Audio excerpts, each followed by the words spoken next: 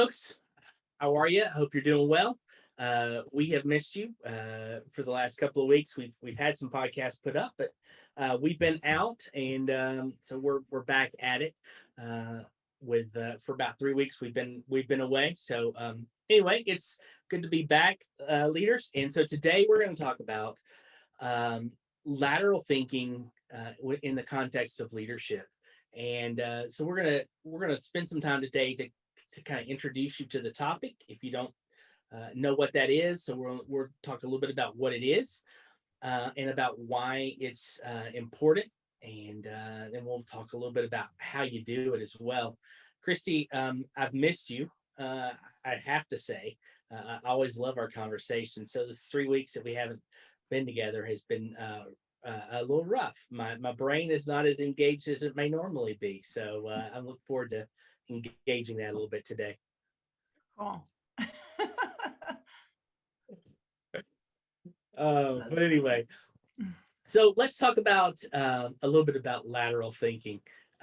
Christy, what is lateral thinking? How do we get there? How do we differentiate it from maybe design thinking or linear thinking? Let's talk a little bit about that. Yeah. So recently I've been thinking about lateral thinking because I've been thinking about the skill of discernment. And in our 4.0 world, where leaders need to be more discerning, where we have an increase in speed, right? That we've always had speed, but it's increasing even more. How do you be discerning and make decisions as a leader? And then I was thinking about what are the components of that. And then for whatever reason, I'd run into some things around lateral thinking. I do think it's interesting. Design thinking is another piece of that I think is not the same and different, because design thinking, we could probably do another episode on design thinking because a very important part of 4.0 leadership thinking. But lateral thinking, to me, it seems to build on traditional logical thinking. In our 2.0 world, it feels that the world moved a little bit slower, even though in that day it didn't feel like it was moving slow. It was for sure moving slower than it is now. And the innovations and advancements were slower than they are now. And so lateral or linear thinking is really that logical thinking where you can research facts and you can research data. You have time for surveys and meetings and groupthink and whatnot, and you can discern and put together a lot of facts in order to come to a suggestion for a problem. What should we do about this problem? And what's interesting about lateral thinking that I think is fascinating is this concept of the left brain and the right brain. You know how we talk about the right brain is more fact-based versus your left brain is more creative, and whatever, we can go into the science on that, where they might debunk that these days, that that's not true, that you can't segment the brain like that. But historically, the stereotype has been this creative thinker versus this logical thinker. And what's really fascinating about lateral thinking is that it's a call to leaders to have your logical thinking and your creative thinking coupled together. And it's interesting to look at, what does that even mean? Why is that beneficial? Why do we have to do that? And how should we do that? So, David, when you've been looking at lateral thinking, like, what do you understand? So to me, my understanding is this left brain, right brain. It brings some creativity, problem solving, out of the box thinking into a traditional linear fact-based problem solving. What is your understanding of lateral thinking and how it's different than kind of that linear traditional thinking? Yeah. So for me, it's whole brain thinking. So you're thinking with your entire brain. Additionally, it's deconstructive. So you really kind of break things apart into their components to do the problem solving, and I think that's important. Real quick. So one of my friends and I were talking about how you study things, and so we were talking about the difference between, um, he had a two kids the same day went out and studied birds, and one studied birds with an ornithologist, a scientist who specifies in birds, and they took that bird and they dissected it and put it in its component parts. So you've got bones, you've got organs, those kinds of things. So they really deconstructed that bird. The other child went with a more of a biologist or someone who just observes birds in the field, and so they looked at the bird from a completely different standpoint. And it's kind of like when you whole brain thinking for me is kind of like when you eat the way you eat an apple versus the way you eat an orange. Um, you eat an apple by you just bite into it. You don't a lot of people do. I know sometimes you can cut it up in slices and peel it on it, but you can just grab an apple and bite into it. If you do that with an orange, it's going to be quite bitter. So when you do it with an orange, you have to peel back the layers. Same with an onion. You peel it back and then you pull it apart, and that's how you eat an orange. So it takes kind of a whole brain uh, doing it, looking at it whole brain. So in some cases it's observation. Um, it is exploring and examining it in its natural habitat, for instance. And in other cases, it is breaking things down into pieces and then looking at putting things back together in a different way. For me, that's what lateral thinking is. That lateral thinking is more the orange versus the apple.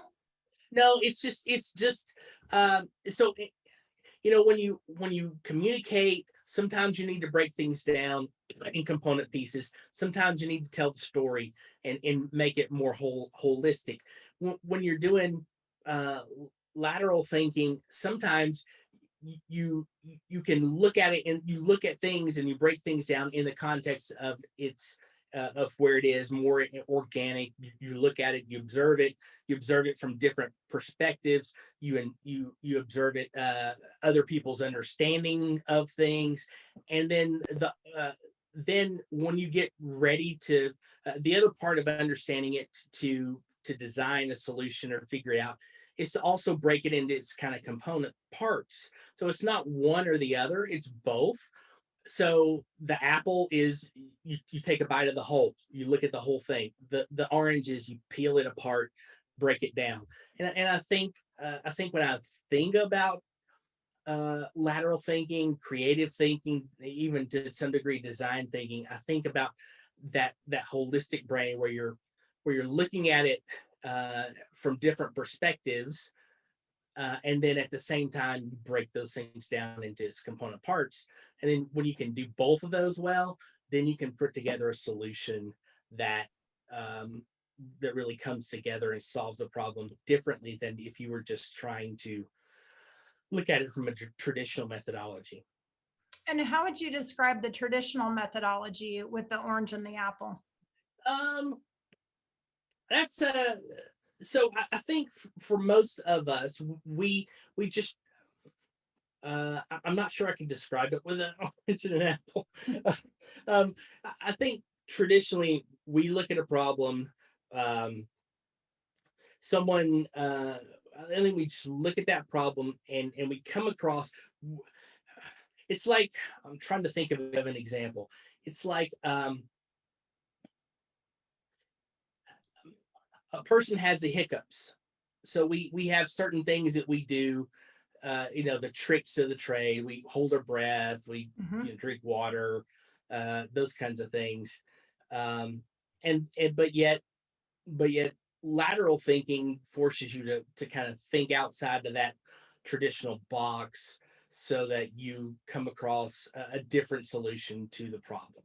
Mm-hmm. And so that's kind of how I describe it. Mm-hmm. It's so kind of convoluted, I know. I apologize for that. No, But no, no, no. It's good. I think it's important to, it's good to just kind of think about what is that difference, because on one hand, it can seem very similar, and it can seem like, well, sure, that's what we've always done. But on the other hand, what I think about with the orange, that I'm not sure if this dovetails or not, but think about how in 4.0, really there's this necessity to simplify. And what you were talking about with making the components or breaking it down, that sometimes if you take that one piece of the orange and you take that one piece of the orange out and you're studying the orange and you see the little juice, I don't know what they're called, the cell pockets for the juice and whatever, like you may notice more about the whatever, I wish I knew all the parts of the orange, but anyhow, the lining around the orange slice and the cells inside of it is very different than if you were looking at the whole orange, you're looking at something else. Right. And so I wonder if part of that too, it's interesting because in 4.0, we really talk about simplifying in the midst of the complexity. And so on one hand, the 4.0 world is way more complex, but it's also the reason why we have to simplify and break it down to one orange slice. Because when we're looking at that one orange slice, it's not about down hyper focusing, but you're going to look and notice and make observations about that one orange slice. And then you come back and you look into the context of the whole orange. And so there's actually more thinking going on, which is why I feel like it's really a piece of discernment. Like we need to be discerning. We don't get to just hyper focus on the orange slice. And we also don't get to just hyper focus on the orange, but we have to look at the slice in its simplicity. And we have to look at the orange and how that slice works in coherence and congruency with the whole orange in order to understand what is really happening. So not like trying to, force an analogy or anything, but I just think that there's a way that sometimes when we think about 2.0 thinking to 4.0 thinking, it can feel like the same thing because part of lateral thinking absolutely includes linear thinking. There are facts and logic that is involved in that the same way that it used to be. But now there's also, because things are moving so fast, we have to simplify and we have to get out of, like you said, the rules and the traditional experiences of our thought. Otherwise, we accidentally come to the same conclusions when there are so many different variables today. And so we don't get to go, oh, an apple's an apple, it's the same. The entire inside is the same. Not necessarily so. And so in 4.0, because there's more diversity, there's more change and evolution of things, you have to look at those pieces in order to understand what has changed in the variables so that we can make better decisions. Yeah, and too often in our processes, in terms of creative processes, what we've done is we've added things on top of the processes to the point that the processes are so complicated that it doesn't do us any good anymore. So we have to kind of back up, strip things down, subtract, not add, and simplify, as you said. And in doing so, we actually rebuild the whole process. We rebuild everything, and make things simpler. But we've had to go through this long thought process of figuring out what is really valuable and what is really important, and what can be stripped away because it's really making us unproductive, inefficient, those kinds of things. So there's a ton of thinking that goes on around that whole thing. But a lot of times we're just trying to strip things away now so we can simplify and do things easier and in some case and ideally more efficient and better. That's a good point about stripping away, because I think that's another, on one hand, even though again, it seems like we're adding complexity by all these pieces of the orange, so to speak, there is a way that if you just continue to build on linear thinking, it gets more and more complex. So because you're dragging, you're adding more trains on the already very long train. Right. So if you already have all of these rules that were already pre-established, you have all of these processes that were already pre-established, you have all of these assumptions and facts already pre-established, and now you're adding this onto it, it gets too heavy. You're not nimble enough. And so you are using linear thinking, but you're not building on linear thinking alone. In order to do lateral thinking, as you were saying, implies that you have to remove some things. You have to take some things away and make essentially your load lighter. Otherwise, you're not nimble and adaptable enough. And so you're looking at it and you're saying, okay, we don't need that process. We don't need this system. We don't need this checks and balances. Yes, there is a reason why we set it up. Yes, it served its purpose in its day. But in order to do what we're going to do, we don't need that. And so you have to get out of the box in order to really look at the box to understand what parts of the box do we need or we don't need, which is why you need in the box thinking. But also what lateral thinking adds is this out of the box perspective of the box. Right. Yeah. So the box becomes something different completely. So absolutely. No, I agree with all that. That's good stuff. Yeah. So when we so how do we, design thinking is kind of a big deal today. You see there's a lot of books, a lot of thoughts, processes, and all of that. And do you have any thoughts on how it may be different, or how that kind of fits into the whole lateral thinking piece? Yeah, I mean, I think it's different. To me, design thinking brings together, it's part of marketing, it's part of experience, it's part of customer service.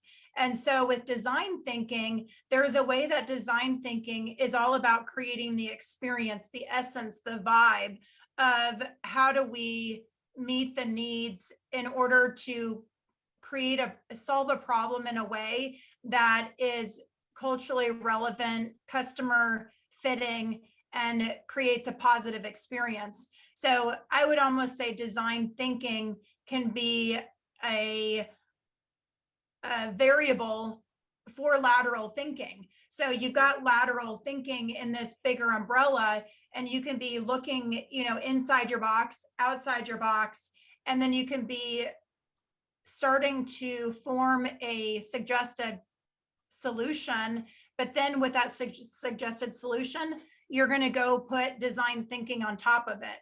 And so design thinking would help to apply and make sure that that solution. I was listening to this really great podcast, and their names I can't even say, but they're like brilliant, genius people who was super fun to listen to. I'll put the link in the notes. It was great. Anyhow, they were talking about how the podcast was about AI, or the interview was about AI. And really they were talking about the problem, the challenge in front of mankind today, in front of the world today. And this challenge is that AI and robotics is evolving and progressing so quickly. And even though man is programming, human beings are programming the computers and AI, eventually, because of algorithms, computers can be smarter than humans, because the algorithms allow a computer to essentially autopilot and run itself.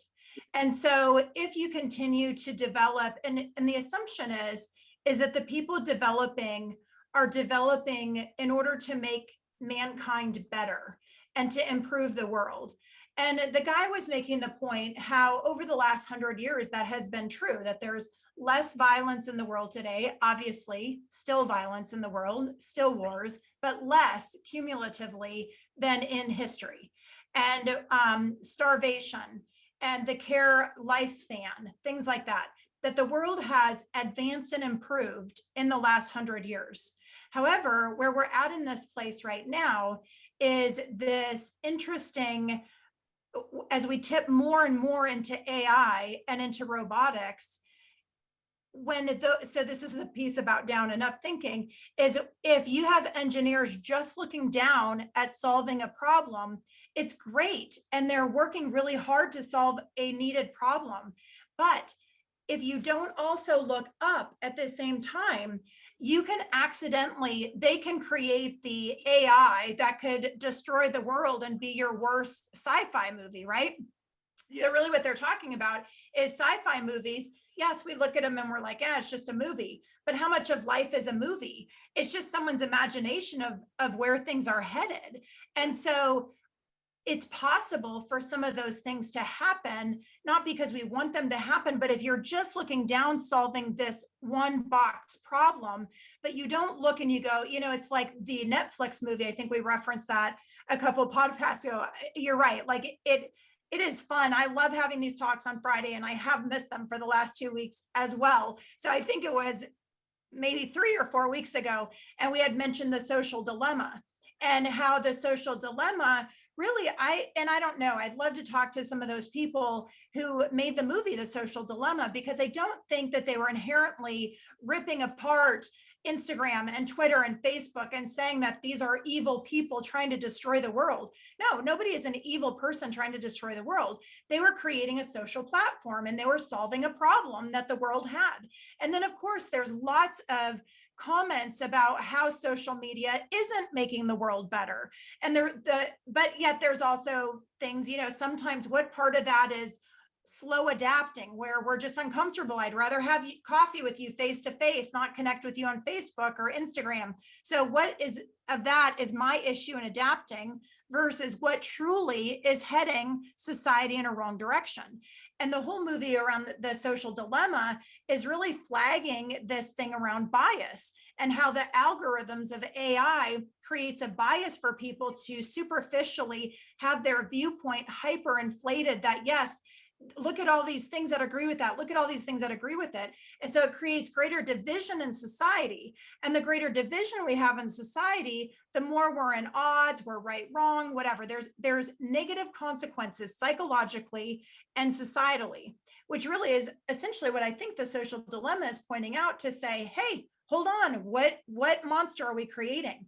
And in this podcast or this interview, what was really important is they were kind of saying the same thing, is we are at a landmark period of time where AI and technology is growing faster and faster, and it could get out ahead of us. So if humans keep up with it, not that we always have to understand everything, but if we keep up with it, we can keep it continuing in order to better mankind. But we have to look down and we have to look up. How does it affect society, well-being? How is it impacting the overall, so that solving the little problem doesn't accidentally hijack the bigger problem or the bigger opportunity?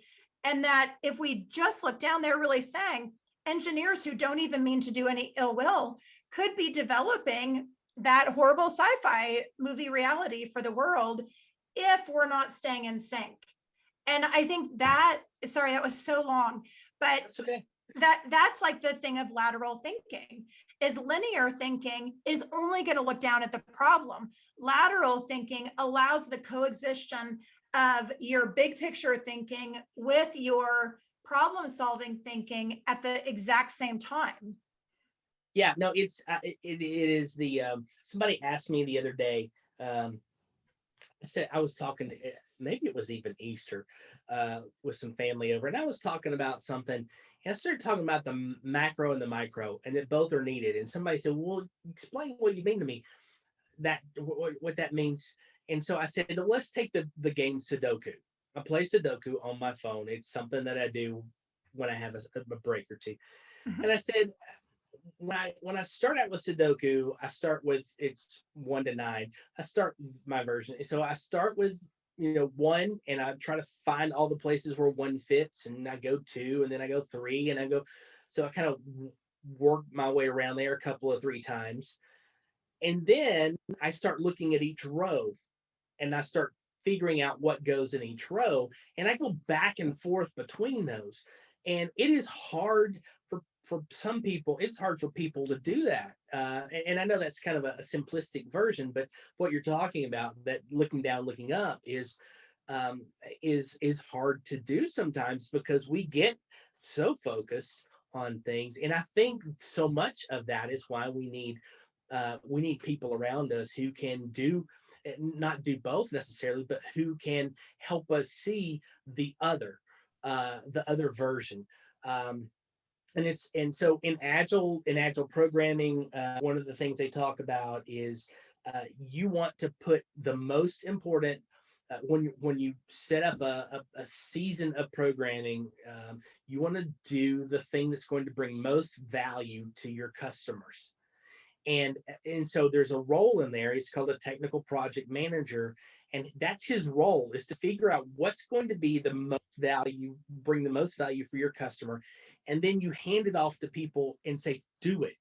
And so in almost in that way of thinking, you've got somebody who's looking big picture, and you've got a team who's in the minutia. So they're looking down, you're looking up, and it all comes together to bring about an awesome solution. Absolutely. And it is interesting because I feel like they're two different skills. I was talking with someone earlier this week that definitely is more, I like to reference it as trench, motorcycle, and helicopter. In the trench, that's where we're, working, we're heads down. The motorcycle person is that leader who kind of oversees the trench and brings the bigger vision from the helicopter in between the trench and the motorcycle. So that's kind of your leadership in the middle. And then your helicopters, your big picture vision leaders. And I think that eventually, because in America, at least, there's been this thing about working your way up the ladder. So you're working in the trench, and then you're working to managing the trench to the motorcycle to the helicopter. However, I think this skill set, and of course, leaders have needed to have vision and mission and values and big picture and where are we headed, of course. And there are people who are really great visionaries and naturally see that. However, I think the call is for more leaders to be intentional about being in the helicopter, seeing the big picture, but the importance of the continuity between the three, from the trench, the motorcycle, and the helicopter. Because if you're only in the helicopter and you just send the orders down, but you're not in congruence with it, or you're only in the trench and you're just trying to get things done and adapting to orders from the helicopter, you're not really in sync. And I think that's been one of the challenges maybe of the 3.0 era, is creating these different definitions in some way and a mutual respect for the different roles, flattening the organization so that it's not so hierarchical, but there's more equality and more voice from the trench, because you recognize, that's the whole followership stuff, that followers, no leader is a leader without their followers. So, get humble and recognize you're nothing without followers. So, but at the same time, I think in 4.0, the trench has not had a voice. And so to the helicopter, and part of 4.0 and part of lateral thinking is getting those ideas from the trench. And that is offering a perspective that we in the past might have been critical of and said, they've only worked here a week, how can they know anything? Whatever. There's kind of this critical, jaded judgment of silent ego of how hard we've worked to get to a certain place, our competency, and not surrendering it to somebody new or somebody younger or somebody less seasoned can't see something that we can't see. And so I think it speaks, the lateral thinking, the importance of how our voices able to be heard, and more people having voices, and the power of the team, because we simply all have different seats, and the different seats have to work together. Right. No, I agree. And that's the value of the team. And that's the value from a leadership standpoint of being able to look over, like you said, from the helicopter, and yet still interact with the people on the ground, and have a healthy interaction with that. I think with some of the people that are talked about as really lateral thinkers, like Elon Musk and Steve Jobs, are both, and I think about, they came at things in different ways. Like Steve Jobs was notoriously a micromanager in some cases, which is not something that we would necessarily ascribe to from a leadership standpoint. But he had an incredible gift to be able to think so far outside the box, and then work with those teams hands-on, from a design perspective, and even from a a product perspective, to be able to bring things like the iPhone and those kinds of things to our world. Elon Musk is doing things in a different way, and is so wide in his thinking, with Tesla and Hyperloop, and his SpaceX and those kinds of things. It's interesting to see, but at the same time, we know that both of them had incredible teams around them to help them see see things differently, and to build those organizations in a healthy way. Totally. Okay, so let's just now real quick, I think we've covered it, but why it's beneficial, why do leaders need to kind of understand lateral thinking and develop this skill? What would you say kind of top 3 reasons why? Because the solutions to the problem to our problems today are not something that we can just follow a traditional methodology on. We can't just stack on top of things. We really have to find different solutions. The problems that we've been trying to solve. I mean, you think about drugs, homelessness, poverty. You think of it. We have been trying to solve those for decades in some cases, and we've not solved them. So we need to come at things in a different way to solve those kinds of problems. That's one. Yeah, for How sure. How about you? What's one for you? Yeah, okay. So for number 1, kind of that complexity for today requires that. I agree. I think another one is just it's where innovation happens. And that sometimes we want innovation to happen and we sit there inside the box going, all right, what should we innovate? How do we do this different? You can't really innovate inside the box. And even your example, Elon Musk and Steve Jobs and the iPhone and things like that, they took a risk and they went way outside the box where people were like, what are you doing? But they had to do that because that was really the lateral thinking of getting outside of the box to solve a old problem in a new way, which created innovation. So I think that a reason to do it is if you want innovation, this is a way to get towards innovation. Yeah, it spawns and not requires, but it draws in highly creative people. Mm-hmm. And creativity is a huge part of that lateral thinking. It has to be, right? And so I think if you want to build a culture of creativity, you need to re-engage that lateral thinking.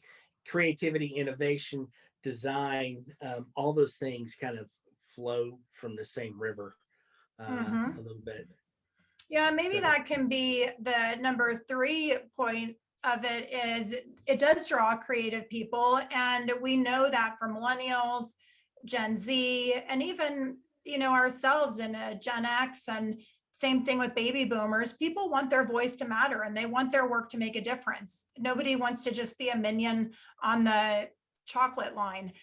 You Right. want to be doing something that matters. And so I do think that this type of thinking allows more people to have a voice, more people to contribute to making a difference. So bottom line, it's just more of a modern culture. Yeah, no, I would agree completely. Yeah, that's really good. And so how do we do that? That's kind of the putting, we've got to put it into practice. Yeah, and we're out of time. So Yeah. I don't know. Just joking. Yeah, next time. Sorry, put in the No, comments how you do that. yeah, I'll tell you how I think you need to do that. I think you Okay. need to be. I think you need to. I think you need to work in various disciplines. I think that's one of the easiest ways to do that. Yep. Is people talk about working at the same job for 40 years. That's long ago. Now we're changing careers every 3 or 4 years. And when you do that, you bring different perspectives to new positions that allow you, and you're bringing a variety of thinking to that new position that opens up the ability to think laterally. I think engaging, reading, studying, being involved in various disciplines is one way to do that. I think it's a great point. I think we've talked about that actually in a Yeah. past podcast about how I don't remember exactly what our topic even was, but we were talking about how we don't really have the luxury of just being in one industry line. So even if you're in landscaping, you still now, why would you need to understand design thinking? And why would you need to understand technology? And why do you need to understand AI when you're in landscaping? That's so crazy, but it's not crazy today, because the reality is, for our society and for psychology and the way people work and generations and communication, all of these different things, technology, and whatever your industry is, in order to stay up with that industry, you have to be looking at these different things. I feel like for myself, even um, because Mike is a pastor, and so we would do a lot of work in the church. And I feel like studying the trends of the church and understanding what's happening in the church has helped me really understand different things in business, even though they're very different. And people in the church will get very upset about feeling like people are trying to make the church a business. It's really very interesting because they're two very different industries and they have different purposes, but yet you can notice common themes and common trends or common issues. And so what that tells you is those common themes, trends, and issues are actually above an industry. And those are more thematic themes and challenges for the world today in society. And so you can see those things, and then you begin to find those solutions and apply them to these different, old-fashioned silos, but these different industries in which we work. But it's becoming more and more integrated. That web is critical. So I agree with you. The multidisciplines is really about creating your own web. So if you think you don't need to read about technology, you do. If you think you can ignore AI, you can't. If you think that you don't need to pay attention to these different human dynamics going on and all this talk about compassion and empathy and human burnout, you need to pay attention to it. It matters. So yeah, agree with that one. Yeah, problems are problems regardless of what industry they exist in. People are going to bring problems into you're going to bring your spiritual problems into the business. You're going to bring your business problems into the church, and pick any other industries you want to work in. They're going to affect you either personally, emotionally, or even just trying to solve problems. So yeah, I agree. Everything is so connected now that it's almost, I don't think it's almost hard to imagine being siloed. Right. But Yeah. people try to do it. For sure. Right. They want to, because that's how they think they're creating simplicity. But the simplicity isn't through the silo. The simplicity is through understanding the whole, which is why the orange example is kind of cool and actually works. Let's see, let's come up with two more things on how to do it. I think another thing in how to do it is really around the theme that we have talked about before, is questions and curiosity, and making ideas and taking risks okay. We have not turned the corner in that. So many businesses, people aren't afraid to say, hey, I'm failing. Hey, I'm behind. Hey, I don't know what to do about this.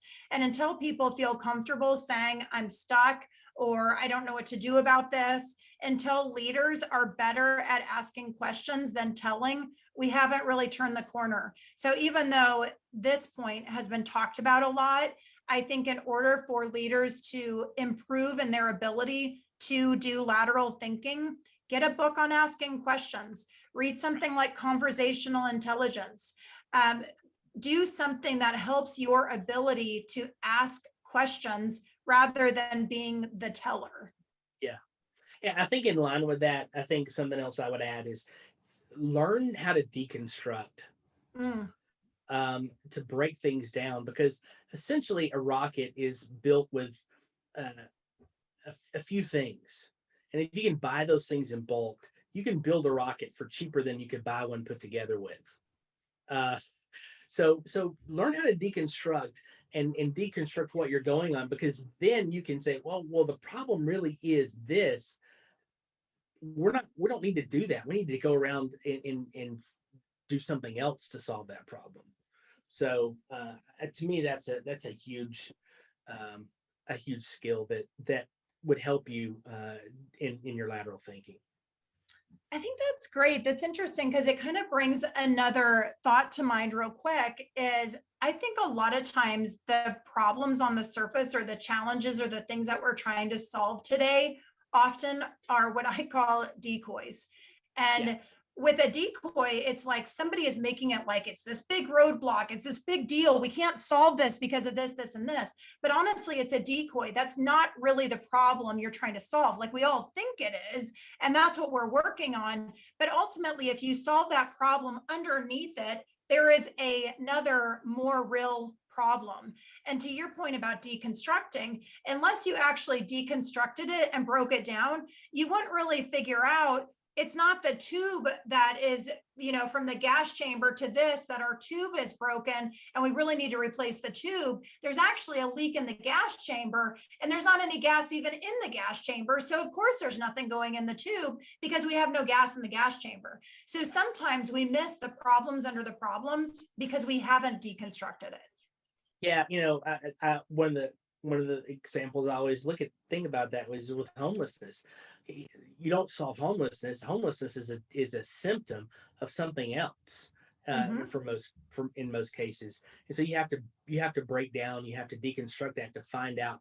In some cases, it could be an opioid and a drug issue. In some cases, it could be veterans. It could be PTSD that many claim is really the issue of the homelessness problem in LA County. So and they're different in different locations. Context matters. So absolutely. Totally. And that's great too, because again, that's the whole in the box versus the out of box. A lot of times when we're in the box, we are working with a set amount of assumptions and biases. I think that's that hot word for 2021 is biases, right? So we're working with so many assumptions and biases that you've already put the wrong variable into your equation. So, the definition of insanity, doing the same thing and thinking you're going to get a different result, but getting the same result. Of course you Right. are, because when we keep putting in our same assumptions and biases, it leads us to the same conclusion. So in order to really deconstruct, we have to come outside the box because we can't deconstruct a box we're in. We have to come outside of the box in order to fully deconstruct it, deconstruct that rocket, and then rebuild it, which is what gives us new and fresh insights that we never would have seen from inside the box. Absolutely. Listen, I know you got to run, Yeah. but I thought this was a great conversation today, and so we'd love to hear how you engage in lateral thinking in the comments, and just let us know how that works for you, and we look forward to hearing what you have to say. Absolutely. And if there's ways that you are learning about lateral thinking, if there's books or articles that you found that have been particularly helpful, or if there's something we said today that was confusing or was helpful to clarify something, make comments in the notes. We want to hear from you. And remember that you are part of the conversation. So what you share and what you contribute helps other leaders. So please don't be bashful about making a comment. Absolutely. Listen, you have a great weekend, Christy. All right, you too. It's really fun being together. You too. All right, take All care. right, Bye take bye. care, everyone. Bye.